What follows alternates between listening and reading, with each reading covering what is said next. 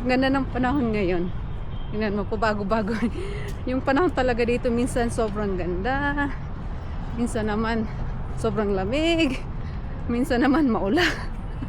Alas 4 na ng hapon ngayon. Perfect yung weather ngayon. Ang ganda. Yan, oh. Yung ano, yung tawag dito, yung sky, ang ganda. Tsaka may araw pa siya. So, ay, ang init. Naka double coat kasi ako eh. Kasi pag sa umaga, pag pumapasok ako ng alas 6 ng umaga, yung lamig sobra.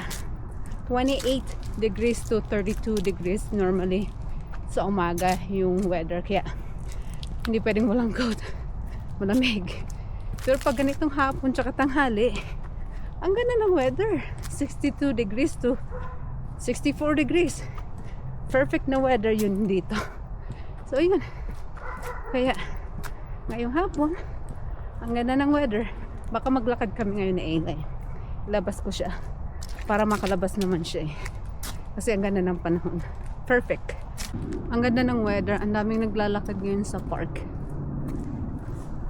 Maraming tao sa park ngayon kasi sobrang ganda ng weather ngayon. Naglalakad sila kasama yung dogs nila. Ayan guys, oh. Medyo malayo siya pero kita mo naglalakad sila ng kasama yung aso nila. Ayun sa unahan. Yung bahay nandoon lang sa unahan. Sobrang lapit lang sa work. Tapos ayun, naglalakad sila. Ito yung park na malapit sa bahay. Tapos doon yung playground.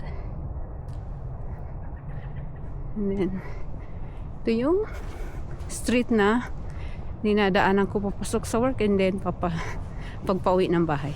Doon lang yung bahay sa unahan. And then, doon lang sa unahan din yung work. Sobrang lapit. So yan, ang lapit lang ng work sa bahay. 10 minutes walk lang. Sobrang lapit lang sa bahay.